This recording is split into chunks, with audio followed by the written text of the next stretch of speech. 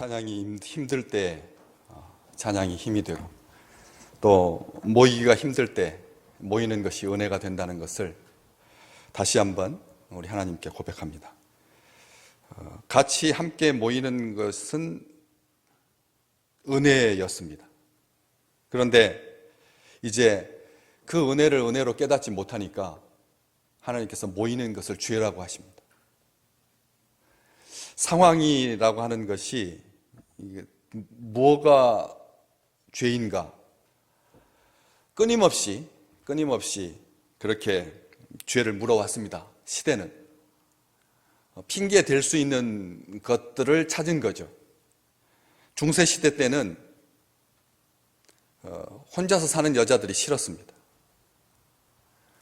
그리고 나이 많아서까지 사는 여자들도 보기 싫었습니다. 그래서 마녀 사냥을 한 거죠. 모든 질병의 원인이 그녀들에게 있다.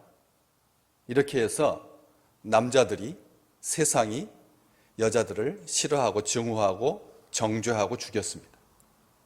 죄가 이 시대에 뭘까요?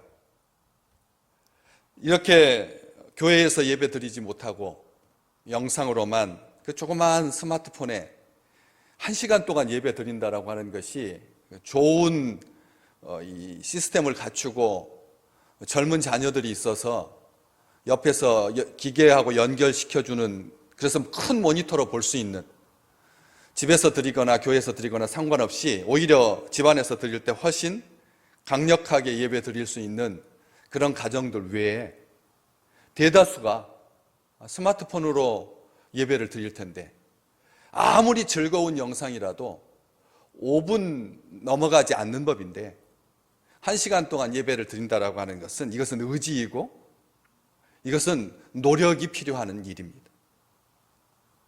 우리가 예배를 위해서 얼마나 힘썼는지, 이런 비대면 예배, 얼굴과 얼굴을 대하지 못하는 예배, 영상으로 드리는 예배, 가정에서 드리는 예배를 통해서 다시 한번 확인하게 되는 것이죠.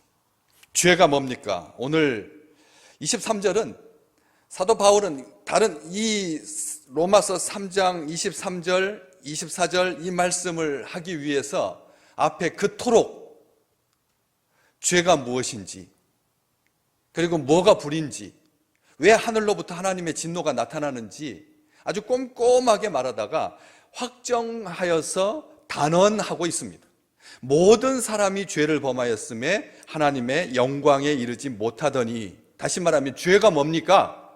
하나님의 영광에 이르지 못하는 겁니다. 개인의 죄들은 한 사람이 무너지는 것, 그 다음에 그 사람으로 말미암아 주변에 있는 가족과 공동체가 아파하는 것, 이 정도로 감수할 수 있습니다. 한 사람이 죄 짓는 것. 이제 12월 달에 그 잔혹하게 성폭행한 범인이 만기 출소하여서 그 지역에 온다고 하니까 지금 나라가 지금 들썩들썩하고 있습니다. 그 지역에 다시 산다니까. 그 지역이 아파할 뿐만 아니라 나라도 들썩이고 있습니다. 우리가 개인의 죄, 어떤 공동체의 죄, 어떤 집단의 죄는 그 집단이 아파하는 것으로, 그리고 두려워하는 것으로 정리됩니다. 어쨌든 해결이 됩니다. 지나갑니다. 그런데 모든 사람이 죄를 범하면 가장 치명적인 게 뭐냐? 하나님의 영광에 이르지 못한다는 것입니다. 죄가 뭡니까? 진짜 죄가 뭡니까? 온전한 죄가 뭡니까? 완벽한 죄가 뭡니까? 만죄가 뭡니까? 하나님의 영광에 이르지 못하는 것입니다. 한두 죄로가 아닙니다. 모든 죄를 다 합하여 하나님께 영광에 이르지 못하는 것이죠. 한 사람이 개인적으로 범죄함으로 말미암아 하나님의 영광에 이르지 못하는 것은 당연하고, 모든 사람이 범죄함으로 하나님의 영광에 이르지 못하는 것은 가장 아픈 것이고 가장 힘든 일이며 가장 고통스러운 일입니다. 하나님의 영광에 이르지 못하는 죄가 그냥 단순하게 자기 삶을 괴롭히는 정도, 자기가 조금 체면이 떨어지는 정도로 끝난다면 얼마나 좋겠습니까? 그렇지만 숨겨진 죄든 드러난 죄든 개인의 죄든 만민의 죄든 결국 하나님의 영광에 이르지 못하기 때문에 그 죄는 치명적인 것이고 슬픈 일이고 안타까운 일일 것입니다. 모든 사람이 죄를 범하였음에 라고 하는 이 말은 모든 사람에게 용서가 필요하다는 말입니다. 한 명도 예외가 없습니다. 모든 사람이 죄를 범했기 때문에 용서가 필요한 것은 모든 사람입니다. 한 사람도 예외가 없습니다. 죄를 지을 수 있는 기회가 전혀 없었다라고 한탄하는 사람도 없고요. 그리고 그럴 인생도 없습니다. 죄 지을 기회가 없어서 죄를 짓지 못했다, 이렇게 말하는 사람이 없다는 겁니다. 기회만 주어진다면 누구든지입니다. 모든 사람이니까 누구든지 죄를 짓습니다. 죄로부터 자유로운 인생은 없습니다. 심지어 육신을 입으신 주님조차도 죄의 유혹에서 면제되지 않았습니다. 죄의 청정지역은 이 세상 가운데 없습니다. 우주는 죄를 안 짓습니다. 우주는 하나님께 죄 짓지 않습니다. 그렇지만 이 땅은 하나님께 죄 짓습니다. 죄의 청정지역은 없습니다. 이 말은 바꾸어 말하면 하나님의 은혜를 필요로 하지 않는 인생과 땅은 없다는 말씀입니다. 시간과 장소, 하나님의 은혜가 필요하지 않는 시간과 장소가 없다는 말입니다. 아멘. 지금만큼 하겠습니까? 지금만큼 하겠습니까? 이제는 믿는 자나 믿지 않는 자나 코로나 사태는 인간의 탐욕으로 말미암는다, 다 말합니다. 예수 믿는 사람만 그렇게 말하는 것이 아니라 인간의 탐욕 때문에 이렇게 됐다, 이렇게 말하고 있습니다. 그렇습니다. 우리는 죄 때문에 하나님의 영광에 이르지 못합니다. 하나님의 영광에 참여할 수 없게 되었습니다. 하나님의 영광이라고 하는 게 뭘까요? 하나님의 영광, 주님께 영광, 박수를 쳐서 하나님께 영광 못 돌립니다. 그건 말도 안 되는 것입니다. 박수 친다고 하나님이 영광 받으십니까? 박수는 가증한 것입니다. 박수는 기분에 따라서 합니다. 박수는 조작될 수 있습니다. 얼마든지요. 아시잖아요. 수천 명이 모이는 그 전 인민들, 전 인민 대표들 모여가지고 박수를 치는데 김정은이 싹 돌아보면서 가짜로 박수 치는 사람을 찾아내니까요. 여러분 안 그렇습니까? 다 같이 묻혀서 10,000명이 박수 칠 때 이렇게 치는지 아니면 전심을 다해서 치는지 왜 모르겠습니까? 눈치가 백단인데. 그래서 끌려나가는 겁니다. 화면으로는 안 가려지죠. 화면으로는 못 볼 수 있습니다. 놓칠 수 있습니다. 그러나 눈동자를 보면 이 집단이 그가 나를 향하여서 우호적인지 아니면 가식적인지 금방 알 수가 있습니다. 박수로 하나님께 영광 돌리지 못합니다. 하나님의 영광이라고 하는 것은 하나님을 만나는 거죠. 하나님의 영광이라고 하는 것, 하나님의 영광을 뵙고 변화산에서 우리 주님께서 하나님의 영광 가운데 계셨다라고 하는 말은 하나님의 무슨 광채 가운데, 하나님의 특계 가운데 있었다는 말도 되겠지만 하나님을 뵙고 하나님의 은혜를 입고 하나님의 보좌에 나가고 하나님의 영광에 참여하는 이 4대 요소입니다. 하나님의 영광이라고 하는 말이 이 신약 시대를 살고 있는 주의 백성들에게 구약의 모세나 하나님의 영광을 배웠죠. 스데반이나 우리 주님의 영광을 배웠죠. 이렇게 말해서는 안 된다는 거죠. 하나님의 영광이라고 하는 것은 하나님을 만나고 하나님의 은혜를 입고 하나님의 보좌 앞에 나가고 하나님의 영광에 참여하는 것, 온전한 개념입니다. 어린아이 때는 하나님을 만나는 것이 하나님 앞에 참된 기쁨이고, 더 성숙해서는 하나님께서 내 인생의 모든 일거수일투족을 감찰하시고 보호하시고 인도하시는 것이 하나님의 은혜이고, 하나님의 은혜를 입는다라고 하는 것이 하나님의 영광 가운데 있는 것이죠. 하나님의 영광은 분명합니다. 그런데 그것은 다른 것을 통해서는 절대 불가능합니다. 이 죄의 문제를 해결해야지만 하나님의 영광에 가니까, 의가 뭡니까? 하나님의 영광에 이르는 것입니다. 의는 죄 짓지 않는 게 의가 아닙니다. 진짜 의가 뭡니까? 참된 의가 뭡니까? 이 하나님의 영광에 참여하는 것이죠. 하나님의 은혜 가운데 있는 것, 하나님을 만나고 하나님의 보살핌 아래 있고, 하나님의 은총 가운데 있고, 하나님의 임재 가운데 있고, 하나님의 인도 가운데 거하여서 매사에 하나님 앞에 감사하는 것, 이 축복은 다른 것으로는 안 됩니다. 죄의 문제는 해결할 수 없다. 앞에 지금 로마서 앞에 그렇게 강조했습니다. 로마서는 우리는 다 죄인이다. 죄의 삭은 사망일 뿐이다. 하나님의 영광에 이르지 못한다. 이게 결론입니다. 그렇기 때문에 죄를 해결할 수 있는 방법은 아무것도 없습니다. 율법으로도 안 됐습니다. 율법은 뭐 하는 거냐? 죄를 오히려 더 드러내는 거다. 죄는 율법에 의해서 드러난다. 이 말 했습니다. 그렇기 때문에 하나님의 영광에 이르는 그 놀라운 축복은 오직 하나님의 의밖에 없습니다. 의로운 의가 뭡니까? 하나님의 영광에 이르는 거니까 인간의 의를 배제하죠. 이 의라고 하는 것은 인간의 노력으로 안 된다. 율법을 먼저 받았어도 유대인들이 하나님 앞에 의로워지지 못했다. 율법을 먼저 받았는데도 불구하고, 아니 독점하다시피 했는데도 불구하고 하나님의 의 가운데 나가지 못했습니다. 아무도 의로워지지 못했습니다. 그렇기 때문에 인간의 의가 아닌 거죠. 하나님의 의입니다. 하나님의 의는 그리스도의 의입니다. 그리스도의 의는 그리스도로 말미암는 하나님의 은혜다. 오늘 24절 말씀. 하나님의 의는 하나님의 은혜로 그리스도 예수 안에서 우리를 속량해 주심으로 인하여서 성취된다. 로마서 3장 24절. 그리스도 예수 안에 있는 속량으로 말미암아 하나님의 은혜로 값없이 의롭다 하심을 얻은 자 되었느니라. 속량이라고 하는 단어가 우리 일반적인 사회에서는 사용되지 않는 단어입니다. 속량이라고 하는 말은 어려운 단어입니다. 한자입니다. 한자이고 이 지구상에서 이 말을 이해할 수 있는 민족이 없습니다. 속량이라고 하는 단어 자체가 어려운 말입니다. 굉장히 어려운 말인데 여러 가지 말로 우리 성경에서는 번역되어 있죠. 구속, 대속, 속량, 여러 가지 말이 나옵니다. 오늘 말씀 지나서 다음 3장 그 밑으로 쭉 보시면 그의 피로써 믿음으로 말미암는 화목제물로 세우셨으니, 화목제물로 인한 하나님의 의를 획득하는, 여러 가지 설명들이 가능하겠지만 이 개념은 어려운 개념입니다. 쉽지 않은 단어입니다. 이 말은 노예시장에서 종종 노예나 포로들이 몸값을 치르고 그들을 되찾아서 자유롭게 해주는 것을 묘사하는 단어입니다.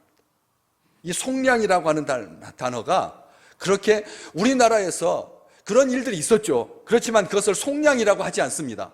그렇지 않습니까? 해방시켜준다라든지 다른 말을 쓰지, 속량이라고 하는 용어가 그래서 굉장히 힘든 용어이고 어려운 용어입니다. 그런데 이런 용어를 유대인들은 뭐라고 불렀냐면 가알, 유대 말로, 아람어로 가알 또는 고엘이라고 불렀습니다. 가알, 고엘. 가알이라고 하는 말은 구속했다, 속했다, 용서를 받았다 라는 뜻입니다. 가알이라고 하는 말은. 고엘이라고 하는 말은 많이 들어보셨을 것입니다. 친척이라는 뜻입니다. 기업을 물을 자라는 뜻입니다.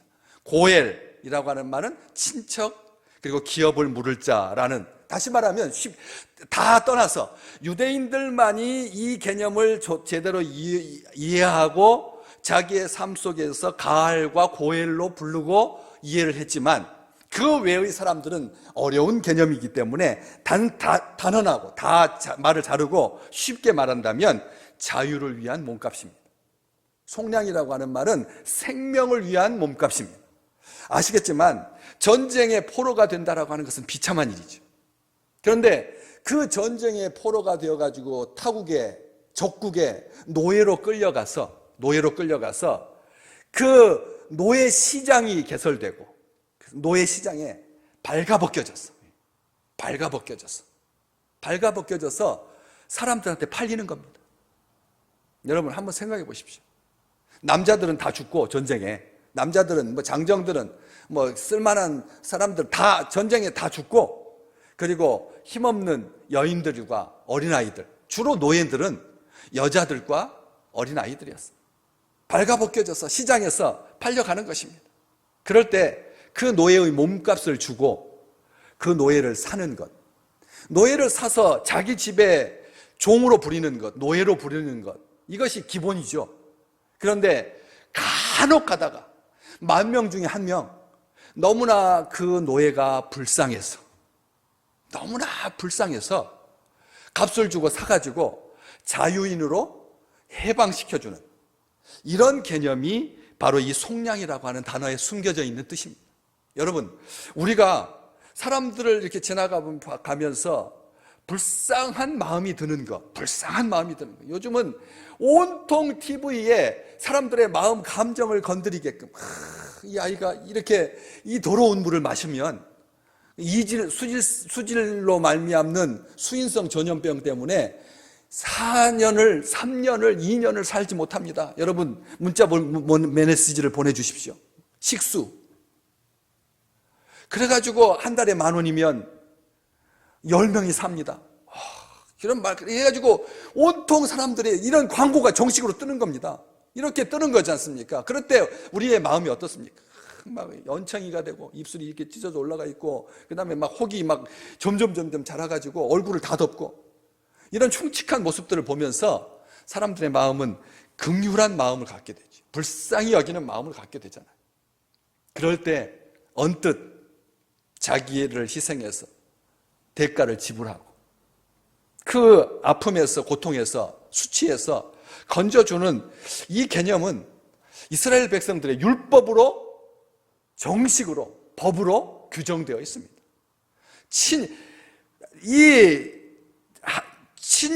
친족이 기업을 무르지 못하고 땅을 유산으로 받지 못하고 전쟁이나 아니면 다른 어떤 상황 때문에 이 땅을 다른 사람한테 팔았을지라도 가장 가까운 친지역이, 고엘이, 기업 물을 자가 그 돈을 대신 갚아주고, 그래서 그 땅을 원주인에게로, 그 주인에게로 되돌려 준다라고 하는 것, 이것보다 아름다운 일이 어디가 있겠습니까?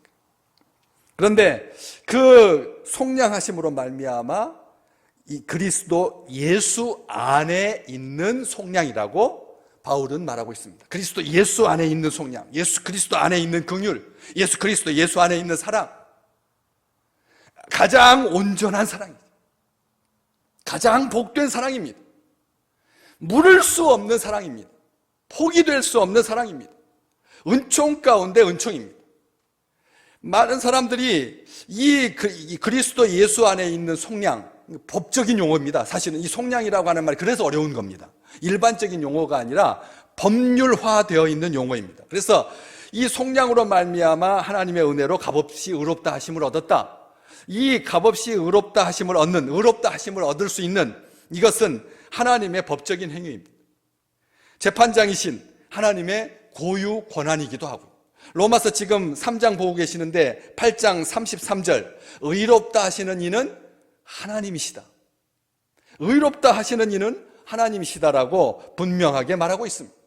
의롭다 하심을 얻은 자 된다라고 하는 것은 법적인 용어입니다. 예수 그리스도의 속량으로 말미암아 행위와 관계없이 죄의 용서를 받는다는 말이니까. 하나님께서 우리 죄를 사해 주시고 받아 주신다는 뜻입니다. 속량이라고 하는 말은 죄사함이라고 하는 의미입니다. 에베소서 1장 7절 말씀, 속량 곧 죄사함을 받았느니라. 속량은 뭐냐? 죄사함 받는 것입니다. 그리스도 안에 있는 이 속량, 이게 죄를 사해 주셔서 그러므로 말미암아 의롭게 되고 하나님의 영광에 참여할 수 있게 됩니다. 이 놀라운 비밀, 이 완전한 하나님의 의롭다 하심을 통해서 하나님과의 바른 관계가 회복되고 진정으로 자신의 죄를 깨닫고 인정하여서 그 죄의 대가를 정당하게 받아들이는 자만이 누릴 수 있는 축복입니다. 나는 죄가 없다 라고 하는 말은 예수가 필요 없다는 말입니다. 예수 안에 있는 속량이 필요 없다는 말입니다. 그러면 죄 사함 받지 못하게 되는 거죠. 그래서 하나님의 영광에 이르지 못합니다. 하나님의 은혜 가운데 있을 수 없게 되는 것입니다. 가장 비참한 것입니다. 스스로 이미 의로운 자들에게 이 개념은 어렵고 불편할 뿐입니다. 이 세상 사람들한테 당신은 죄인이다, 그리스도 안에 있는 속량이 필요하다, 이렇게 말해봤자 사람들은 안 받아들입니다. 그건 인정하지 않습니다. 왜? 하나님의 은혜 바깥에 있기 때문에 그렇습니다. 하나님께서 은혜를 주시는 자만이 자기 스스로 죄가 무엇인지 깨닫게 되고 그 죄의 대가를 정당하게 받아들이고, 그래서 그리스도 안에 있는 속량으로 말미암아 하나님의 은혜로 값없이 의롭다 하심을 받는 축복을 누리게 되는 것입니다. 값없이 의롭다 함을 받는다라고 하는 말, 의롭다라고 여겨진다라고 하는 말은 전혀 죄를 짓지 않는 것처럼 여긴다는 뜻이 아닙니다. 하나님께서 우리를 그리스도 예수 안에 있는 죄 사함으로, 속량 때문에 우리를 죄 짓지 않는 것처럼 여긴다는 뜻이 아닙니다. 그것은 죄 용서를 위해서 제공하신 하나님의 그 놀라운 희생의 가치를 폄하하는 것입니다. 떨어뜨리는 것입니다. 미묘한 차이입니다. 아주 미묘한 차이지만 찰스 스윈돌 목사님은 이렇게 설명합니다. 그것은 하루 종일 더러운 곳에서 일하고 집에 돌아와서 따뜻한 물에 몸을 씻을 때 씻으면서 마치 전혀 더러운 적이 없었다라고 생각하는 것과 같다 그랬습니다. 하나님께서 우리를 죄 없다고 인정해 주시는 것, 죄를 전혀 짓지 않는 것처럼 여긴다는 뜻이 아니라는 뜻입니다. 자기가 더러워진 몸을 씻으면서 나는 더러워진 적이 없다라고 말하는 것과 같다라고 하는 것이죠. 이것은 무슨 뜻입니까? 그것은 물과 비누의 능력과 가치를 훼손하는 것입니다. 물과 비누의, 따뜻한 물과 비누의 그 능력과 가치를 훼손하는 거라는 것이죠. 그렇기 때문에 우리는 대신 해야 할 일이 있습니다. 죄인을 의롭다고 선언하기 위해서 얼마나 많은 죄가 간과되었는지, 오늘 본문 말씀 바깥에 25절 말씀 후반부에 보면 길이 참으시는 중에, 하나님께서 길이 참으시는 중에 전에 지은 죄를 간과하심으로 말미암아, 전에 지은 죄를 간과하셨다. 하나님께서 우리의 죄, 전에 지은 죄를 간과하셨기 때문에 이 놀라운 축복을 누리게 되었다라고 하는 것이죠. 또 얼마나 많은 은혜가 우리의 죄 용서를 위해서 필요했는지, 얼마나 큰 은혜가 필요했는지, 하나밖에 없는 아들을 십자가에 내어 주실 만큼의 은혜가 필요했다는, 그보다 더 큰 은혜는 이 지상에 없습니다. 이 우주에 없습니다. 역사에도 없고 시간 가운데도 없고 물리적인 공간에도 없고 영적인 공간에도 없습니다. 예수 그리스도가 희생되신 것, 그 놀라운 은혜, 이것을 정확히 기억하는 것이죠. 그것은 전적으로 하나님의 은혜입니다. 에베소서 1장 아까 7절 말씀, 속량 곧 죄사함을 얻었느니라 라고 하는 말, 그 앞에 한번 같이 볼까요? 에베소서 1장 7절 말씀 함께 모니터를 보면서 같이 읽어보겠습니다. 에베소서 1장 7절. 우리는 그리스도 안에서 그의 은혜의 풍성함을 따라 그의 피로 말미암아 속량 곧 죄사함을 받았느니라. 아멘. 우리 주님께서 우리에게 베푸신 은혜가 얼마나 완전하고 큰지 세 번에 걸쳐서 우리 그리스도 안에서 그의 은혜의 풍성함을 따라 그의 피로 말미암아, 이게 하나님께서 우리를 용서해 주시고 우리를 구원하시기 위해서 베푸신 은혜 중에 은혜인 것입니다. 죄 있는 자를 의롭다고 하시는 것은 죄인이 더 이상 죄의 책임이 없다라고 선언하고 판정하시는 것입니다. 막대기를 두드리시는 것입니다. 확정하시는 것입니다. 의롭다고 선언되는 것입니다. 의롭다고 여겨지는 것이 아니라 의롭다고 선언되는 것입니다. 우리가 하나님께서 우리를 의롭다고 여기지 못할 이유가 뭐가 있겠습니까? 무엇인들 하나님께서 용서하지 못하겠습니까? 그거하고는 다른 것입니다. 여기시는 것은 누구든지 여겨줄 수 있습니다. 그렇죠. 그냥 참으면 되니까, 희생하면 되니까, 죄 없다고 생각하면 되니까, 인정하면 되니까, 여겨주면 되니까. 그러나 법률적으로 선언하는 것은 다른 의미입니다. 훨씬 강력하고 공개적이죠. 모든 판단과 정죄를 배제하고 물리치는 하나님의 능력이며 하나님의 은혜이며 하나님의 구원의 은총입니다. 값없이 하나님께서 우리에게 이런 의로우심을 얻을 수 있는 축복을 우리에게 허락해 주셨습니다. 값없이라고 하는 이 말 때문에 우리는 공짜로, 거저 이런 생각을 하기 쉽습니다. 그걸 말하려고 하는 게 아닙니다. 값없이라고 하는 말이 그러니까 하나님의 복음을 너무 싸구려 취급하는 거예요. 이 하나님의 은혜를, 아들을 희생하신 그 놀라운 은총을, 그 가치를, 그 능력을 훼손시키고 폄하하는 것입니다. 이것은 못마땅한 일입니다. 그래서는 안 됩니다. 왜요? 값없이는 공짜라고 하는 말이 아닙니다. 값을 당연히 지불해야만 하는데도 불구하고 이 말을 하려고 하는 거지. 값을 당연히 지불해야 한다라고 하는 이 전제를 깔고 있는 말이지, 거저, 공짜, 이것을 강조하는 말이 아니다라고 하는 말입니다. 값을 지불하는 것은 도덕적인 책임을 진다는 말입니다. 그런데 인류 가운데 그런 도덕적인 책임을 질 수 있는 사람은 한 명도 없는 거죠. 단 한 명도 없어요. 왜? 다 죄인인데 어떻게 남의 죄, 자기 죄뿐만 아니라 다른 사람의 죄를 책임질 수 있다는 말입니까? 예수 그리스도밖에 없는 것입니다. 온전한 하나님께서 죄인을 의롭다고 선언하시기 위해서 죄인 안에서 어떤 이유나 근거를 찾으신다면 죄인은 용서받을 수 없는 것이죠. 아무도 용서받지 못합니다. 우리 안에서 그 용서받을 수 있는 근거를 찾으신다면 없습니다. 안 됩니다. 불가능한 것입니다. 의로움을 자신에게서 찾는 사람은 결코 하나님의 은혜를 누릴 수 없습니다. 의로움을 자신 안에서 찾는 것은 비겁한 일입니다. 왜요? 우리의 의는 불에서 꺼낸 옷같이 비참할 뿐입니다. 더러운 옷과 같습니다.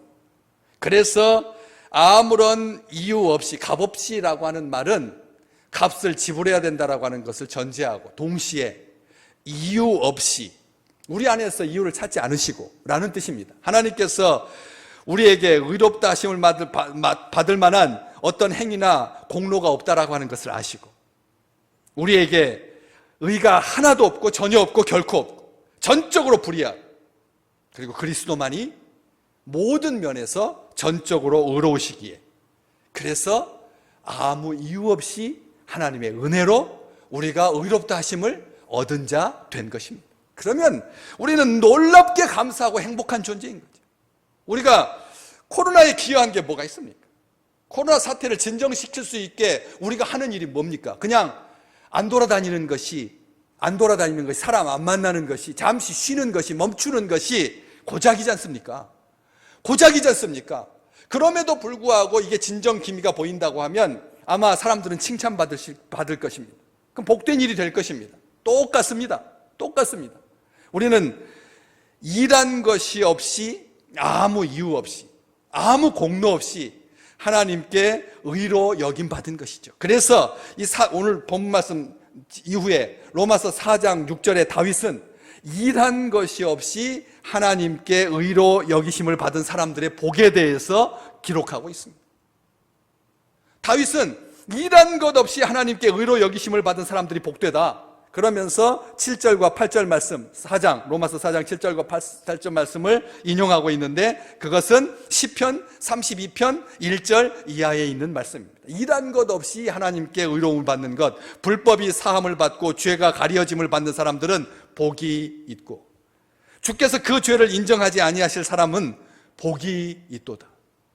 복받은 존재라고 하는 것입니다. 우리에게 값없이 이 놀라운 하나님의 은총이, 은혜가 우리에게 임하였습니다. 그렇지만 잊지 마셔야 합니다. 우리에게 값없다고 하여 하나님께 값없는 것이 아니기에, 하나님께서 우리를 용납하기 위해서 지불하신 대가는 이 모든 것을, 이 지상에 존재하는, 영적인 세계에 존재하는, 차원을 넘어서 3차원의 세계에 존재하는 모든 것까지, 1차원, 2차원, 3차원, 4차원, 영적인 세계까지, 초월적인 세계까지 없습니다. 불가능한 것입니다. 말도 안 되는 것입니다. 그래서 과거의 노예 시장에서 돈 주고 사온 노예가 마음에 들지 않으면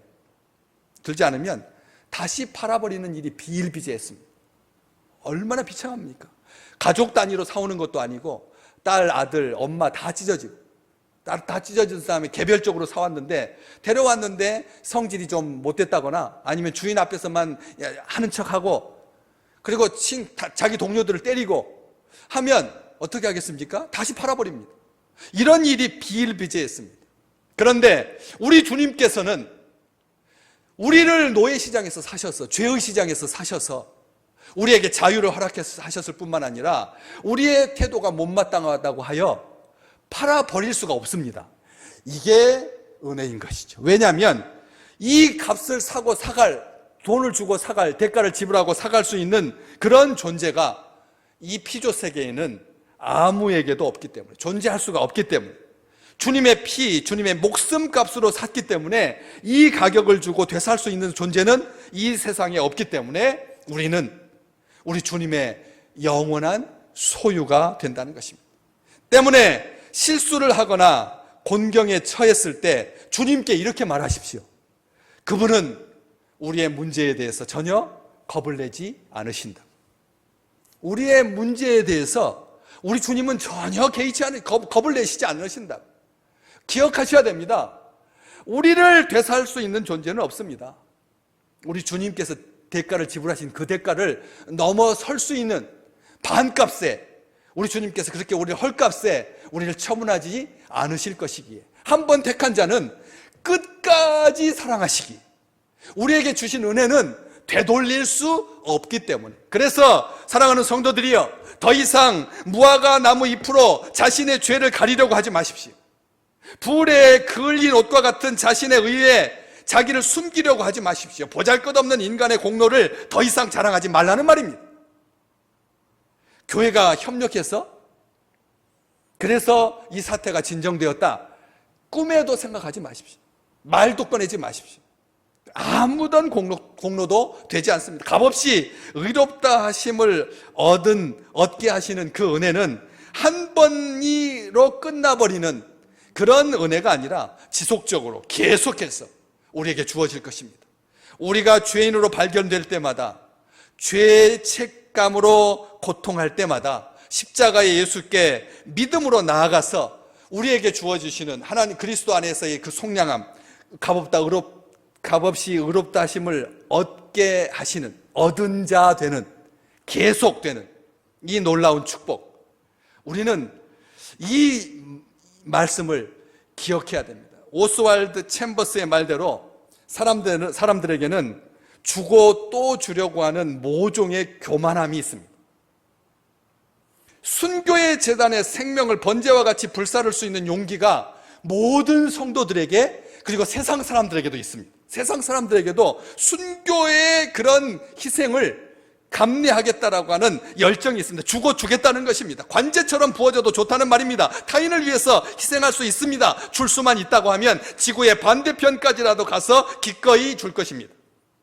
그런데 오늘 말씀은 내가 해야 할 일이 아무것도 없다, 단지 예수 그리스도를 통해서만 구원을 선물로 받을 뿐이다, 이 말씀을 받으면 사람들은 생각이 달라집니다. 내 기여 없이, 내 공로 없이, 아무런 노력도 없이 좋은 것을, 아무리 좋은 것이라도 망설여지는 것이죠.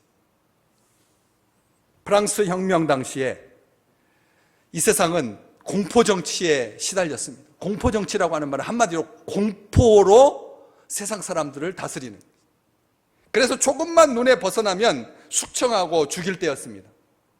수많은 사형수들을 한꺼번에 사형시키는 날, 귀족의 아들이었던 로아즈르유도 사형 집행이 확정됩니다. 그 아버지는 아들의 마지막 모습이라도 보려고 사형장으로 나갔습니다. 수많은 사람들이 사형당하는 사람들을 구경하기 위해서 운집해 있었습니다. 감옥문이 열리고 사형 집행관이 한 명 한 명 이름을 부르면 단두대에 가서 눕게 되고, 그리고 목을 자르는, 얼마 후 드디어 소름 끼치는 소리가 들렸습니다. 로아즈르유. 이때 관중 속에서 네라고 하는 대답 소리가 들렸습니다. 그리고 단두대 위로 한 사람이 뛰어 올라갔습니다. 사형 집행관은 그를 단두대에 눕혔습니다. 로아즈르유는 도대체 이게 어떻게 된 영문인가, 자기가 안 나가고 다 자기 이름 앞에 대답한 사람이 올라가서 누웠으니까 그래서 단두대 쪽으로 달려갔습니다. 그러나 사형 집행관은 확인도 하지 아니하고 목을 내리쳤습니다. 순간 아들 로아즈르유는 소스라치게 놀라고 말았죠. 목이 잘린 사람은 바로 자신의 아버지였기 때문에 그렇습니다. 아버지는 아들을 위해서 대신 죽은 것입니다. 이 말씀을 준비하면서 저도 가만히 생각해봤습니다. 아들을 위해서 저는 기꺼이 죽을 것입니다. 죽을 수 있습니다.